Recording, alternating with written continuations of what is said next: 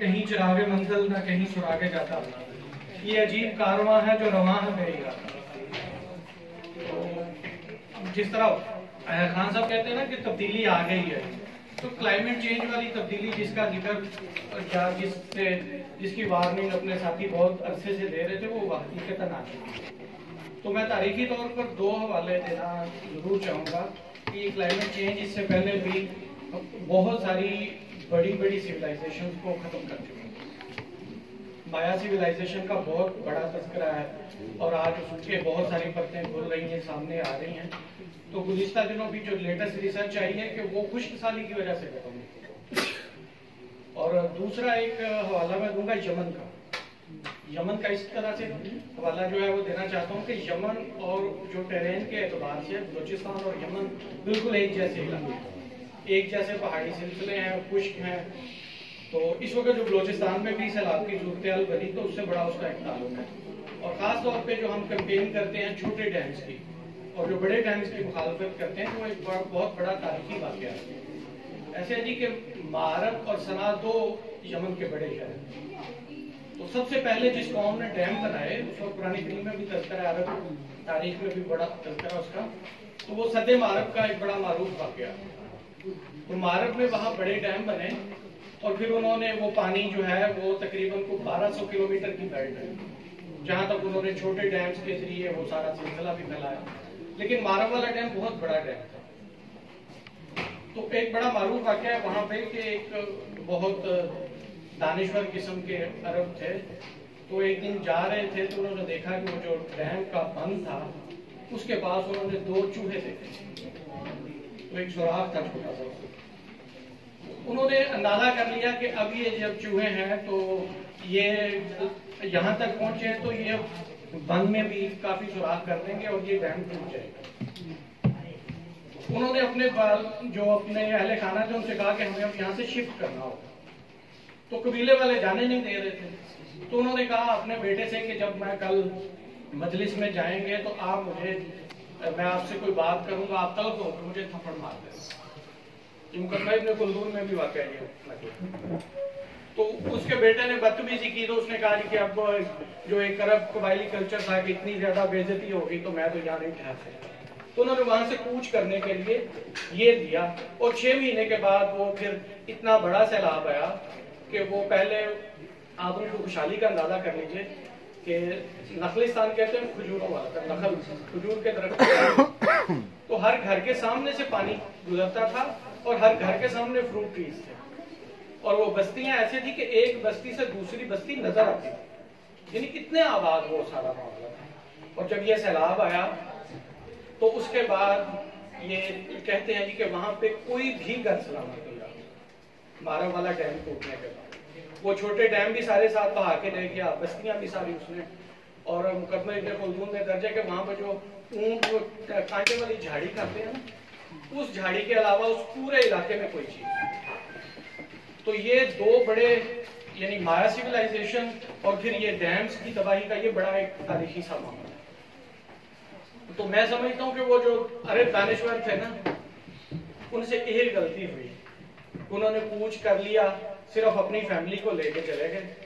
काश वो उनको बताते कि इस वजह से ये डैम टूट जाएगा, इसका कुछ सबब।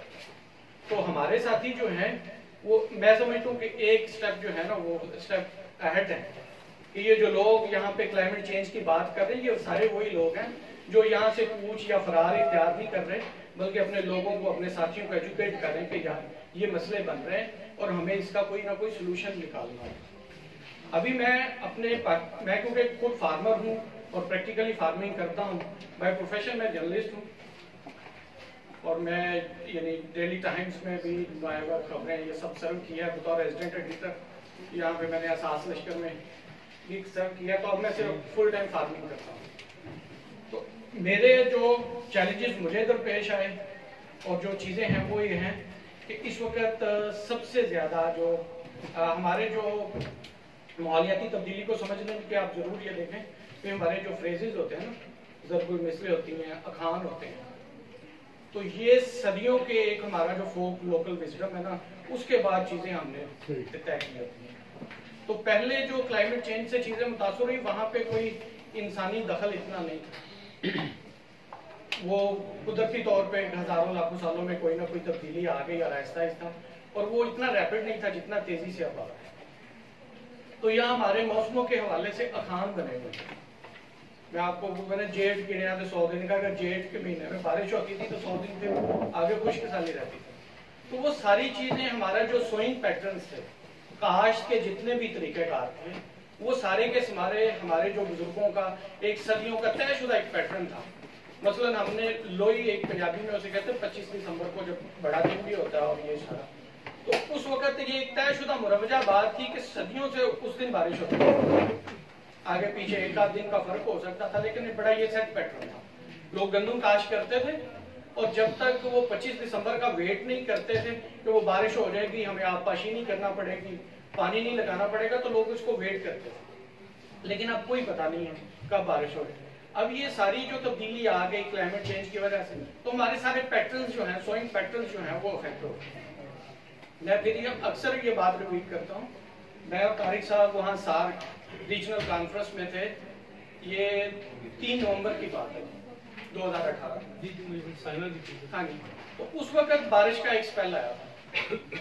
उस वक्त गंदम की कीमत 1200 रुपए मान थी। उस बारिश के एक स्पेल की वजह से चावल की जो हार्वेस्टिंग थी वो लेट हो गई। जब वो लेट हुई, बाद इलाकों में चावल कट ही नहीं सका, इस तरह नारोवाल और ये शकरगढ़ और ये नशेबी इलाके जितने बनते हैं। तो जब वो आपकी फसल, चावल की फसल जो है वो मुंजी नहीं कट सकी, तो आपकी गंदम की फसल लेट हो गई, उसकी सोइंग जो है। तो आपका टारगेट सोइंग जब पूरा नहीं हो सका, फिर आपके प्रोडक्शन टारगेट भी पूरा नहीं हो सका। तो एक बारिश के स्पेल ने 1200 से 1800 रुपए पे आपकी कीमत गंदम की ले गया, और अब 3000 रुपए चली गई, और ये मुसलसल है। और अभी ये नेक्स्ट ईयर जो है वो 4000 रुपए चली जाएगी, क्योंकि आपका सारा सिंध जो है वहां पे तो उसका काश्त जो है उस तरह से मुमकिन नहीं है, क्योंकि वो अर्ली सोइंग होती थी। तो जब सैलाब का पानी आता है तो वो जमीन बहतर आने में बहुत ज्यादा देर लेती है। अच्छा, ये तो एक, अब इस सारे मामले से जो सबसे ज्यादा परेशान है, जो सबसे ज्यादा इफेक्ट हो रहा है, वो छोटा किसान। और मैं समझता हूँ कि हमें अपनी हर पॉलिसी में, अपने हर मामले में हमें स्मॉल होल्डर को फोकस करना चाहिए। तो उसके क्या मसाइल है, क्योंकि अगर आप उसका कोई सोल्यूशन नहीं निकालेंगे तो वो अपना यूनिट बेच देगा बच्चों के प्रेशर में आके। वो कोई कहेगा ये कोई इसके प्लाट बना के बेच दे, मैंने शहर में कोई काम करना है, तो वो तो मैं अक्सर ये रिकमेंड करता हूँ कि छोटा किसान इवेपोरेट होगा। कल भी मैंने कहा आप जाके तहसीलों में देख लें, एक दिन में 200 जो है वो इंतकाल हो रहे हैं। मैं अक्सर मुख्तलिफ इलाकों में जाता हूँ, किसानों के साथ मीटिंग्स भी होती हैं, तो मैं उनसे 2 सवाल करता हूँ कि आपने आखिरी जमीन कब खरीदी थी, जरी जमीन। ये बड़ी बेसिक सा एक इंडिकेशन।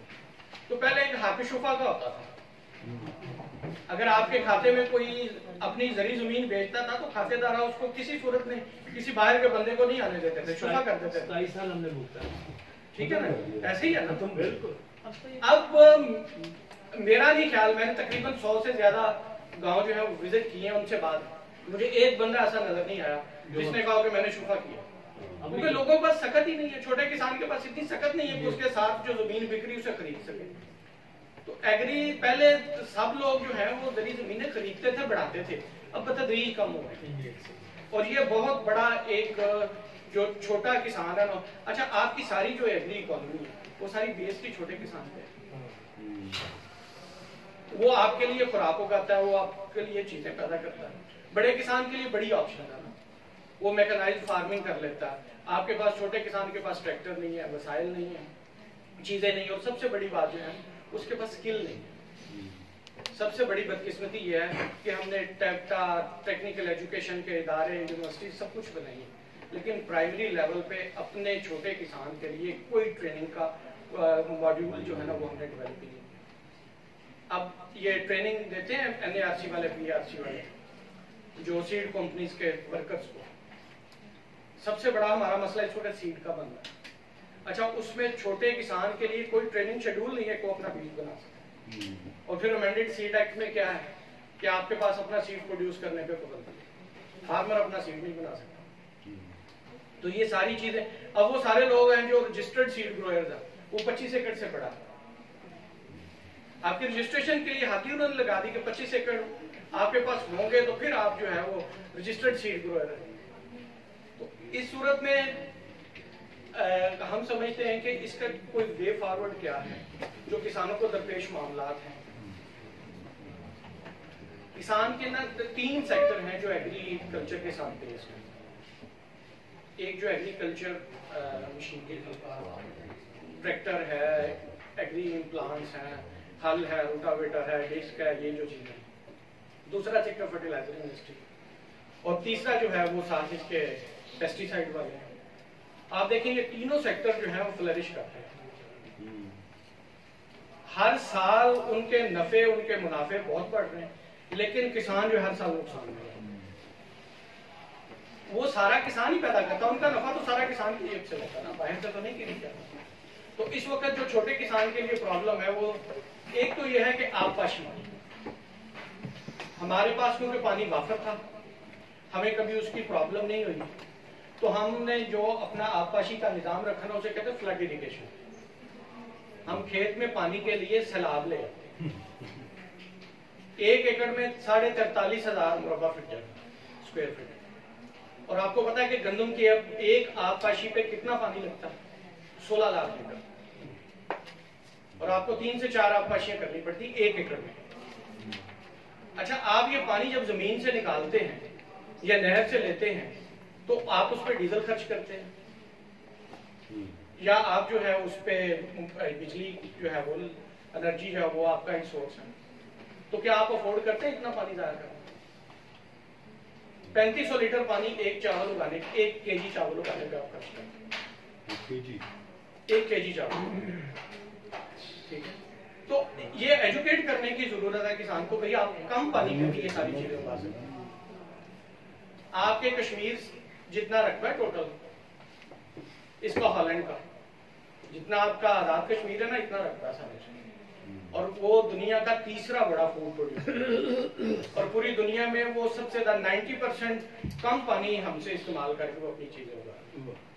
और किसानों को ये समझाने की जरूरत है कि भाई आप ऐसे अपनी एग्रेरियन प्रैक्टिसेस जो हैं वो सारी ऐसी करें कि जिनके साथ आप पानी, कम पानी के साथ आप, क्योंकि आप अपनी अगली नस्लों का पानी जो है वो इस्तेमाल कर रहे हैं। दूसरा मसला क्या? फर्टिलाइजर का। अब जब हमारे एक चीज हमारे इख्तियार में नहीं, जब हमने इंपोर्ट करनी है तो उसकी प्राइस तो उन्होंने तय करनी, हमारे तो इख्तियार में नहीं। अब 15,000 रुपए पे डीएपी 14,500-15,000 रुपए पे चल रही है, तो अब किसान तो अफोर्ड ही नहीं कर रहा।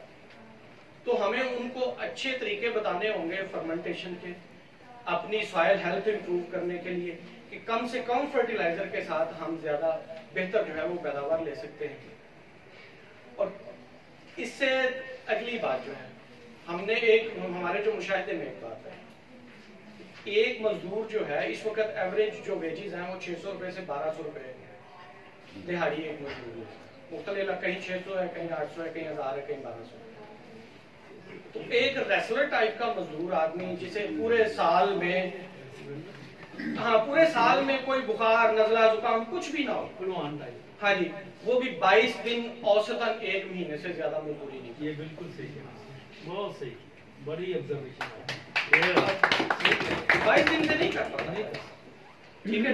अब आप उसकी 1,000 रुपए भी एवरेज लगा लें, वो 22,000 रुपए सालाना कमा रहा है। तो हम इसका वे फॉरवर्ड जो है, हाँ इससे ज्यादा नहीं है वो। सही बात।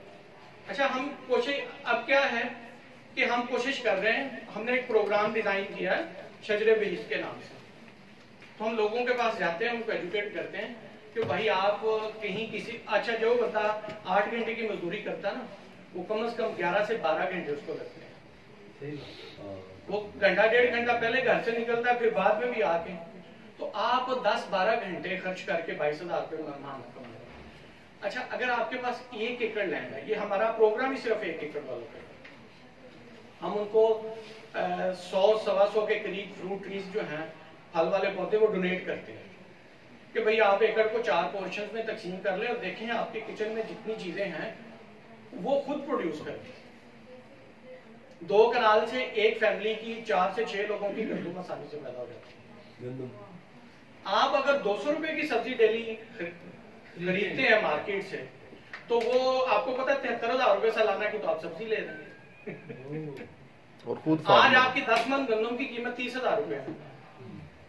2 लीटर दूध एक फैमिली को के लिए चाहिए, 72,000 रुपए सालाना इसमें लगते हैं। ज्यादा ठीक है ना जी। 150 का आप फ्रूट भी ले लेते हैं, ये चीजें हैं। हम उनको पौधे डोनेट करते हैं और कहते हैं जी कि आप अपने 1 एकड़ को 4 हिस्सों में तकसीम करें। तो जो वट्टे हैं, बन्ने हैं, किनारे हैं, उन पे फ्रूट ट्रीज लगा लें, बीच में आप, और अब क्या ऑयल पे भी बताएं कितना खर्च। हाँ, एक पोर्शन हमने उसे ऑयल सीड का रखा है और उनको हम सीड भी खुद देते हैं, सब्जियों के सीड भी देते हैं और कैनोला का सीड भी देते हैं कि आप इसको उगाएं अपने घर के लिए। एक जो एवरेज 4 से 6 लोगों की फैमिली, उसको 80 केजी सालाना चाहिए कुकिंग ऑयल। 6 से 7 लीटर जो है वो कुकिंग ऑयल एक घर में इस्तेमाल हो जाता है। आज की जो प्राइस है 50,000 का कुकिंग ऑयल। तो ये सारी चीजें जो है 1 एकड़ से पैदा करना मुमकिन है, ये सारे अखराजात जो है। और इस वक्त हमारा जो एवरेज फार्मर है वो 50,000 से ज्यादा नहीं कमा रहा। तो जरूरत सिर्फ इस बात की है कि हम उनको सिखाएं और बताएं, और ये बार बार जाके हम कोशिश कर रहे हैं कि हर गांव में एक मॉडल एकड़ डेवलप करें कि लोग उसको देख के फिर उस पैटर्न पे आ जाए। सीइंग इज बिलीविंग, कि लोग जो है उस पे जो है वो करें।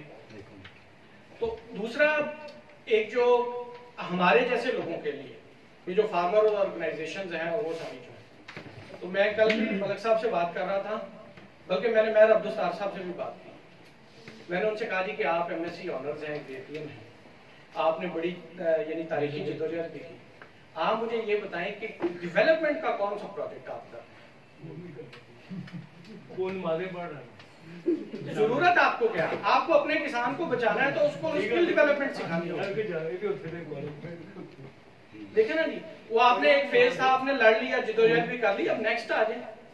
ये जिहाद नहीं है, जिहाद अगेंस्ट पॉवर्टी है।